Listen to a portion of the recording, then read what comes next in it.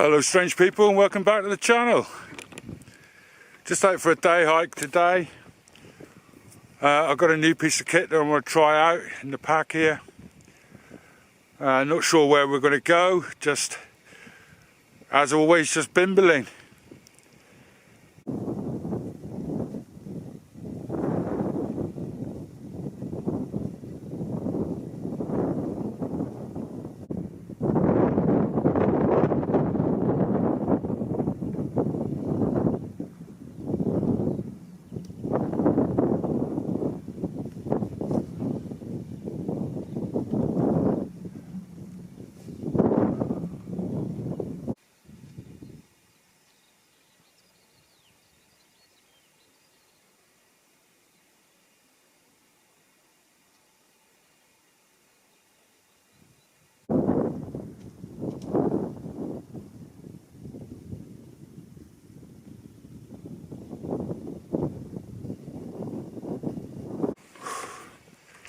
So I don't know if the camera's picking it up, but just over there is a Bronze Age farm.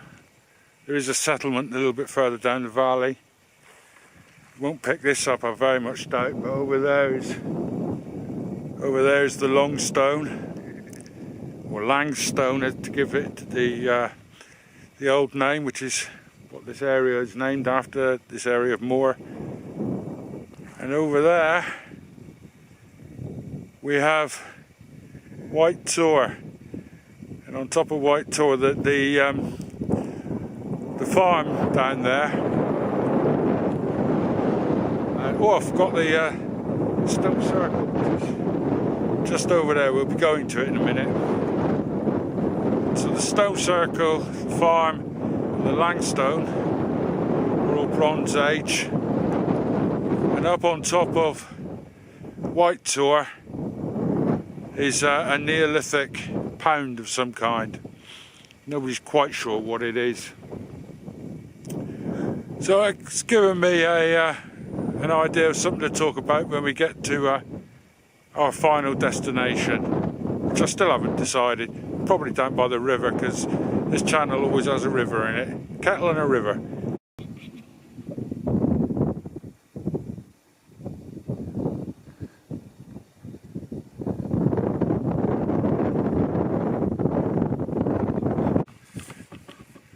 And if you see him just back there, it's just met a subscriber called Michael. So hello Michael, thank you for being a subscriber. So he's just out wandering around like I am. Yeah, we're going to go down in the valley now, try out the new tent, put it up anyway. We're not going to stay in it. Put it up, and I think we'll have a bacon bap. Catch you in a mo.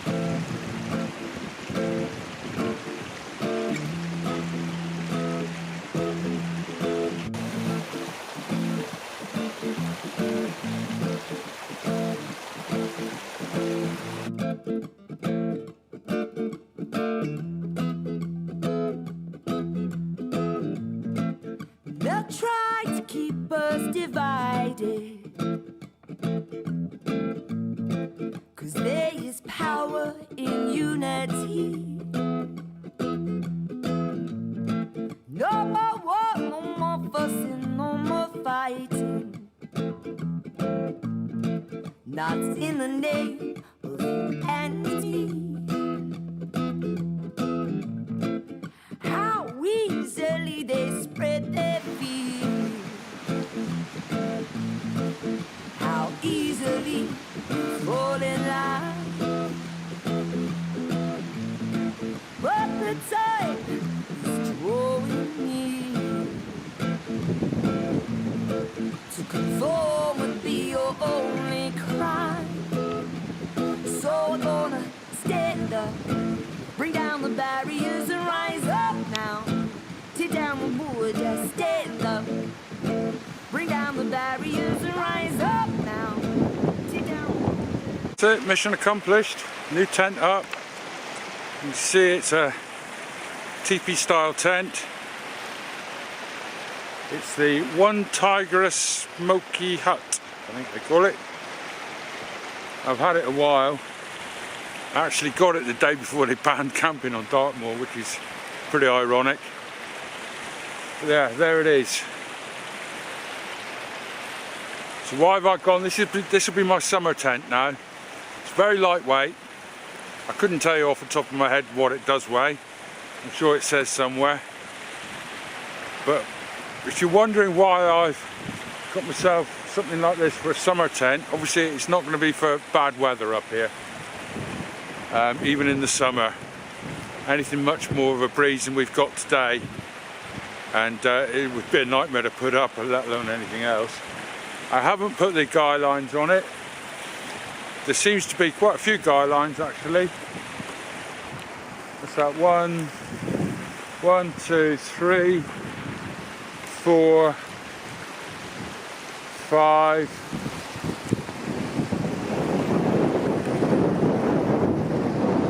7. Seems to be 7 guy lines for it, or guy line points for it. It is a hot tent, but I won't be using it as a hot tent. I don't see any point in the part of the UK that I live in a hot tent. And as you can probably see around me, there's nothing to burn anyway, even if I had a stove to carry all this way out with me. So it won't be used as a hot tent, but it does have the jack point just here, so that I could at some point, I suppose, use it as a hot tent, but I won't be using it. The reason I've got it is this huge door at the front. I've got a lovely view here. Imagine the view from the top of a tour. I can sit in there, just look out across that view. I can take it with me on day hikes if the weather gets bad. I can, raining bad, not heavy wind bad. I can put that up, get inside, take in the view. It is just what the doctor ordered for me. Loads of room. Loads of room. It's not very well pitched, but that's the first time I've actually pitched it. It's the first time I've actually got it out of the bag. So I'm looking forward to camping in that. Bags of room. The other new piece of kit I bought myself was a game cam. And I'll tell you why I bought that. If you've been watching my channel for a while, you know I got attacked by a fox up here once.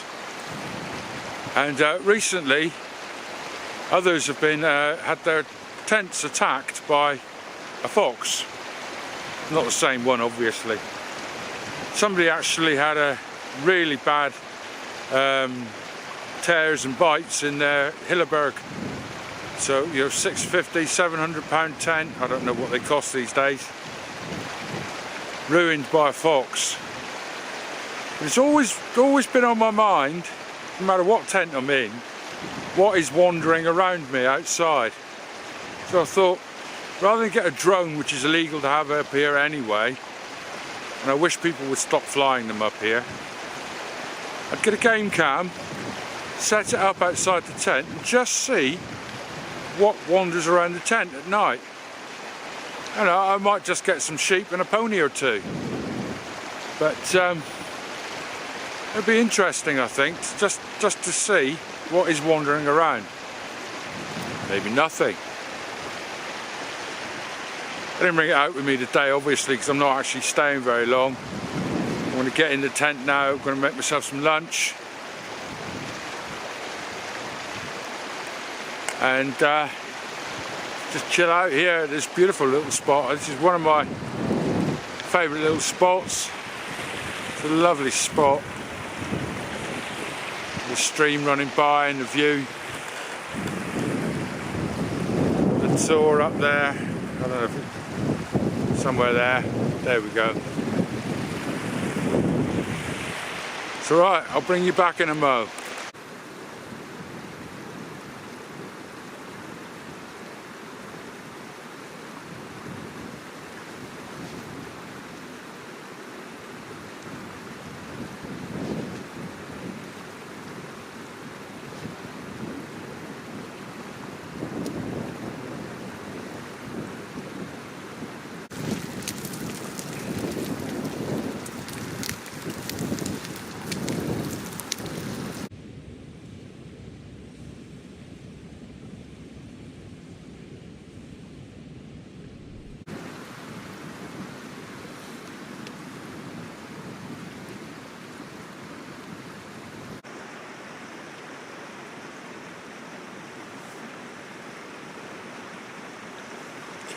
So as I was coming over the hill, it's waffle time now, as I was coming over the hill, over there, the ridge,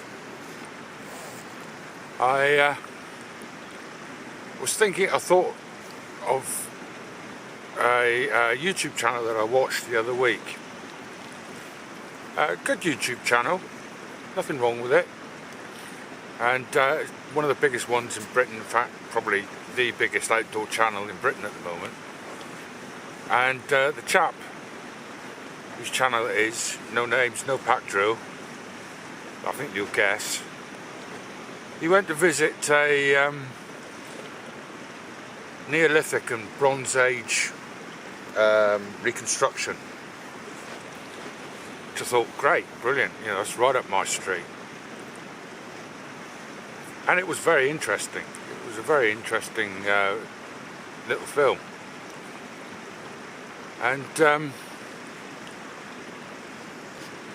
in his introduction, he called the Neolithic and Bronze Age peoples primitive. And I winced, because I do not think of either the Neolithic or the Bronze Age people of this country as primitive.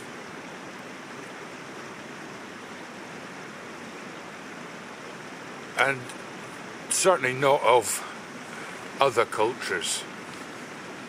You've only got to look at the ancient Greeks, Hittites, Sumerians, Egypt. Those pyramids were built in the Bronze Age.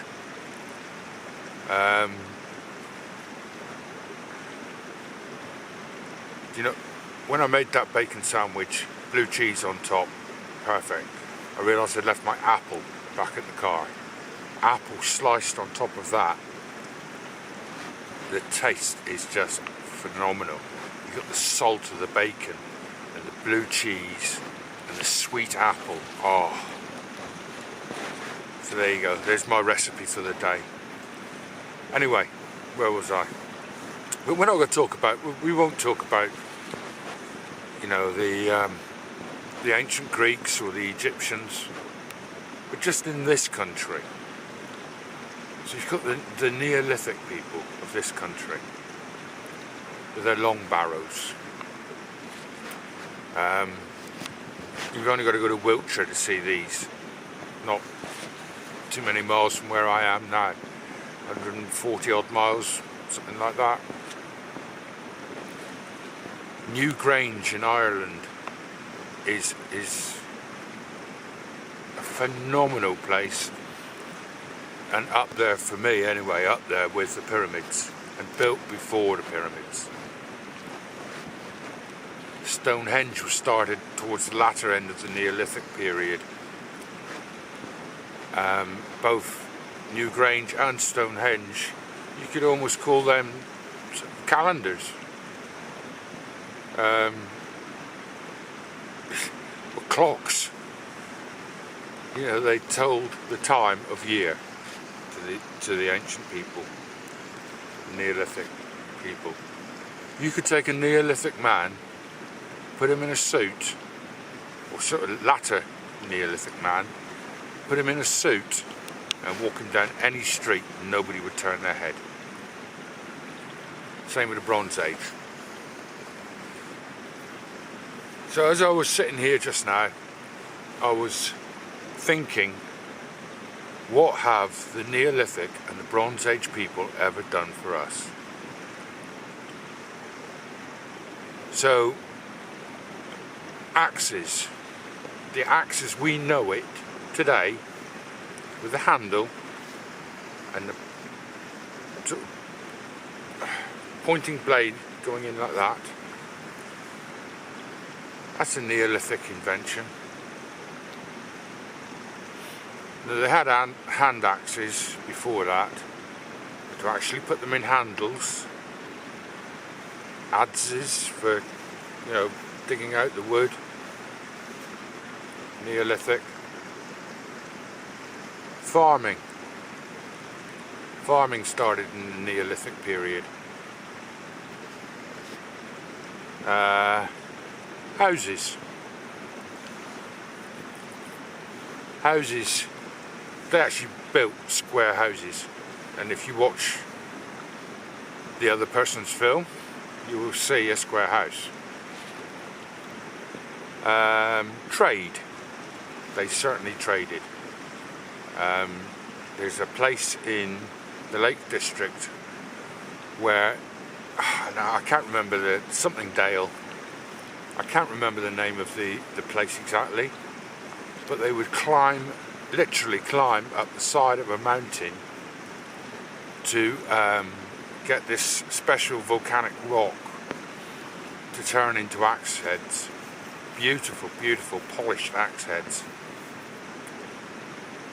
And these have been found all over the east of England. Right the way down to Norfolk and Suffolk. So they must have traded, definitely traded. They certainly had ship building or boat building, because how did they get here? Well, arguably they got here when Doggerland sank, but how did they get to Ireland? And they certainly traded with Ireland.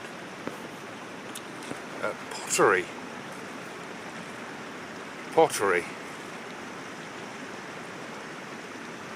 That's a Neolithic invention.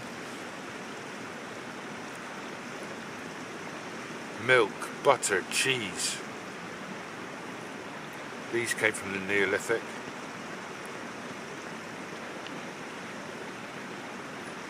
It beggars my mind, that does. They a bit like the Japanese today, who are majority lactose intolerant. The Neolithic people would have been lactose intolerant as well, and yet they persisted.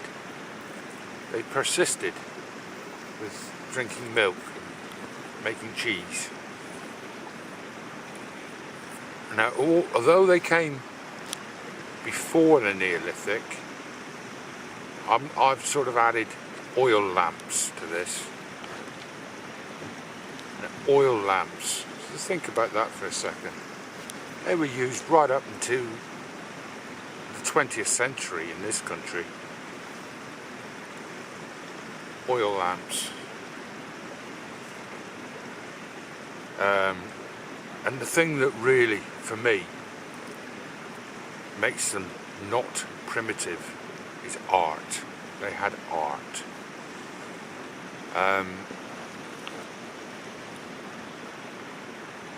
They painted on the cave walls. I mean, arguably so did the Neanderthals, but they made statues and carvings.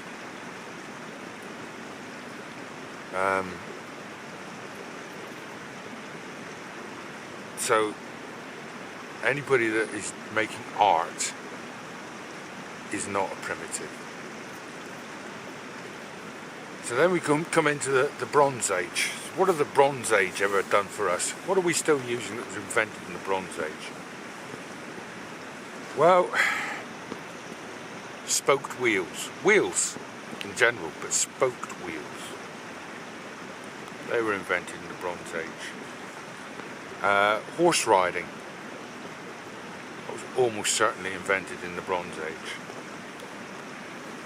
Something that most of you seem to enjoy. I'm not very keen on it. I'm a cider man myself, cider and whiskey. But most of you seem to enjoy beer. It may have been made in the Neolithic, but it was certainly made in the Bronze Age. This one will surprise you, and a lot of you use them when you come out camping. Folding chairs. Folding chairs. They actually had folding chairs in the Bronze Age.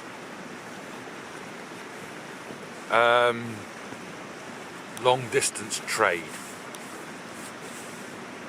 I think I've mentioned before there was a lady buried up here on the moor, and she had amber beads.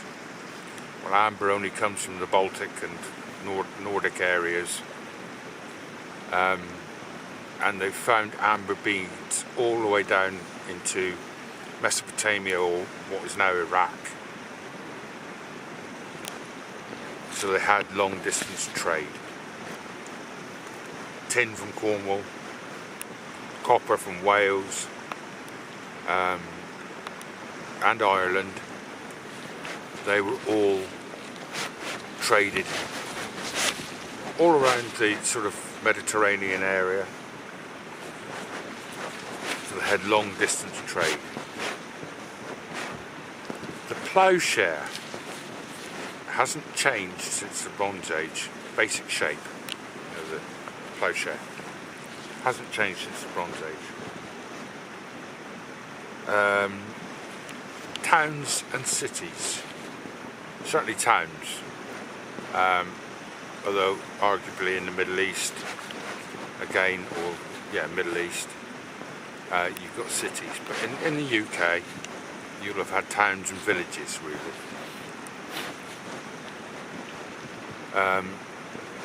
Bronze Age people here certainly lived in round houses.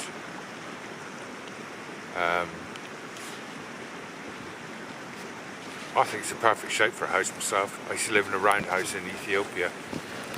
Brilliant, I loved it. And lastly, the language I'm speaking to you in now is an Indo-European language, and it was brought here when the Naya culture moved out of the steppes and across Europe, and that's why all of the European languages are Indo-European. Obviously they sort of differentiated, so you've got the Romance Latin languages of Spain and Italy, and France I believe is one. The Germanic languages like English, Swedish, Norwegian, German obviously. The Celtic languages of Wales, Ireland, Scotland, Cornwall, the Isle of Man, Brittany. But they're all Germanic. The only language which is different, well, there are two languages that are different, There's the Hungarian Magyar, and the only language which is actually Neolithic is the Basque language of northern Spain. So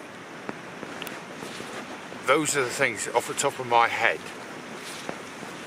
I've sat down here and written down off the top of my head that I could think of that these primitive people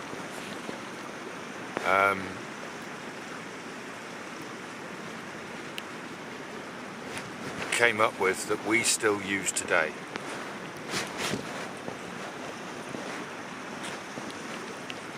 They weren't primitive. Think of the art, the jewellery of the gold jewellery and the art of the Bronze Age. Oh. The sun chariot, I don't know if you've ever seen a picture of it. There's a chariot with a sun disk of gold on it, being pulled by a horse with wheels. It's got wheels on it. It's just an incredible piece of all bronze and gold. It's an incredible piece of art. So yeah, these people, they weren't primitive.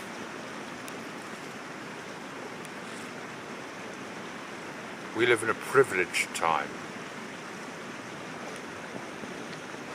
but they didn't live in a primitive time. Not really. Some aspects you could say primitive, but I think throwing your chamber pot out the window during the Middle Ages was pretty primitive.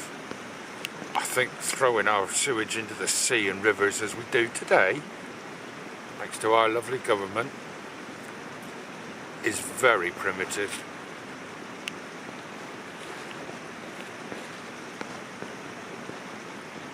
No, they weren't primitive.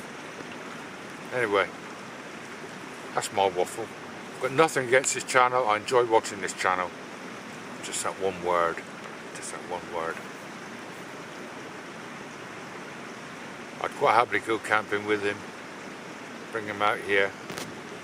So I've got no axe to grind against his channel. It's just that one word. Primitive. No. They weren't primitive. Well, sun's going down,